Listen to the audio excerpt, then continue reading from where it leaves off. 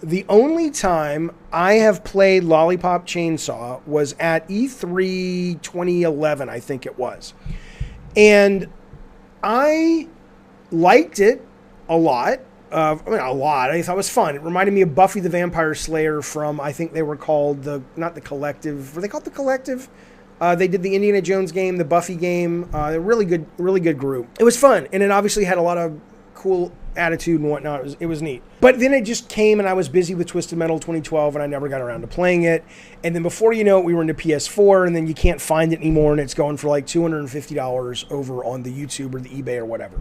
And so I'm like, well, I'd like to play that game because I think it's cool looking, and I remember enjoying it on the floor at E3, and I see this that says there's a rumor from someone called Oops Leaks, and he's basically saying, hey, keep an eye out, Lollipop Chainsaw Remaster has been hinted, okay?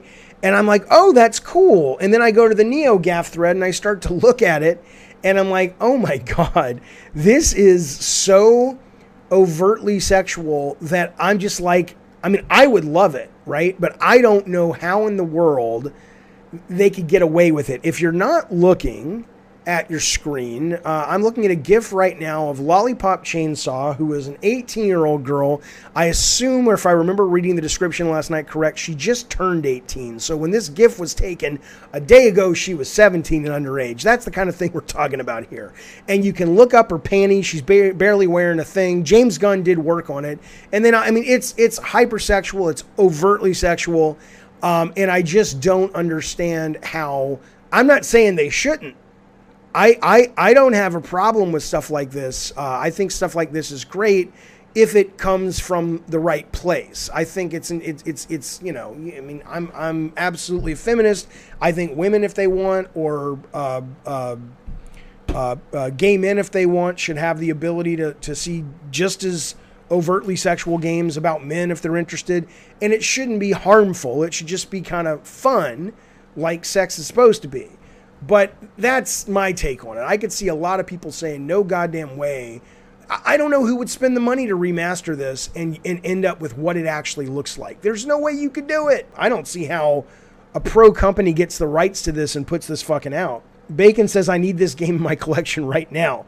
Brian says, I think I know why they tried to cancel James Gunn if he did contribute to Lollipop Chainsaw. Well, I honestly didn't remember that she was in high school. Now, she's legal, and that's great, but it so walks that line. I mean, it so walks that fucking line where it's like, you know, that whole age of consent thing people debate and discuss about Japan, and then something. It's not pedophilia, but it's disturbing. But I still would fucking play it, because I'm not going to lie. I think, you know, I don't know what her name is, Juliet. She's an attractive lady. She's an attractive lady with the chainsaw, and she's got a severed head for her companion, and she goes on a cool adventure. Yes, Josh Douglas, James Gunn, the movie director.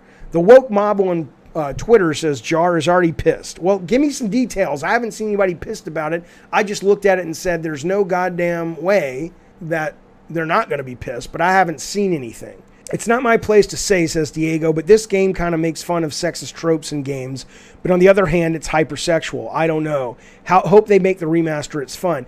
That's the thing, is I don't have a problem with hypersexual. I am a feminist. I think it should be a woman should never feel obligated to be hypersexualized. But in terms of if a woman wants to express that side of herself, or a man or a human, I think that's wonderful and healthy if it comes from the right place.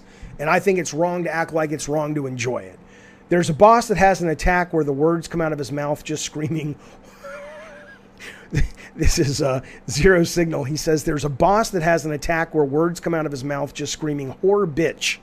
And it's honestly real mean-spirited. Okay, if it's, I mean, again though, I mean, I don't know anything about that. I still think people should be able to release whatever the fuck they want. But if the game is mean-spirited, I could see, I have a harder time defending it. Not that it needs me to defend it. Not that I would ever say it shouldn't be allowed to be published. That's the right of anyone who wants to pony up their ducats and be a publisher.